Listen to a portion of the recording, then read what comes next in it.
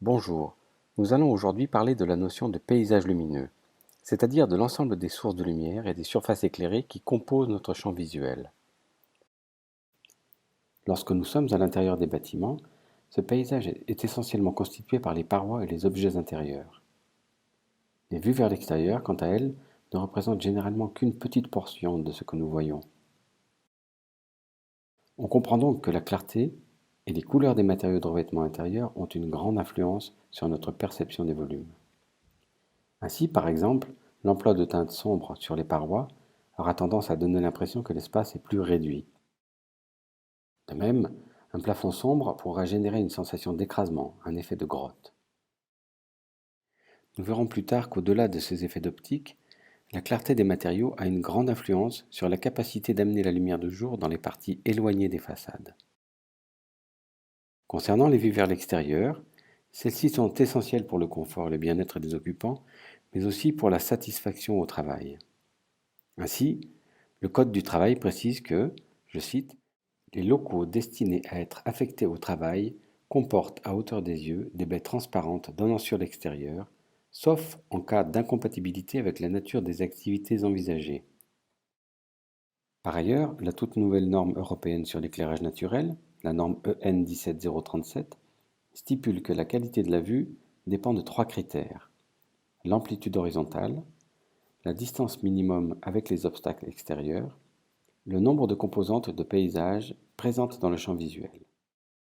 Nous allons passer rapidement en revue ces critères pour les rendre plus compréhensibles.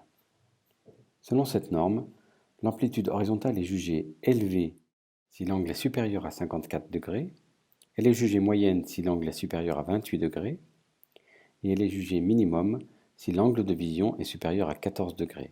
On parle ici d'angles horizontaux. Sur cet exemple d'un local équipé d'une seule fenêtre, nous avons affiché pour chaque point la note attribuée. Les points en vert sombre correspondent à une note élevée, les points en vert clair correspondent à une note moyenne, les points en jaune correspondent à une note minimum. Les points rouges, quant à eux, indiquent que la qualité de la vue est médiocre ou inexistante. Ce critère de vue peut être déterminant pour ce qui concerne les possibilités d'aménagement du local.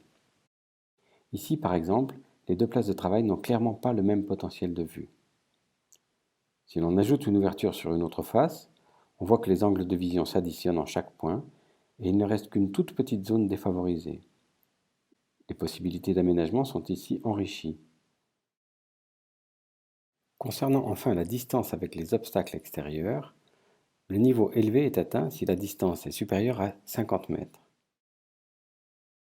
Le niveau moyen est atteint si la distance est supérieure à 20 mètres. Et le niveau minimum correspond à une situation où les obstacles sont situés à une distance supérieure à 6 mètres.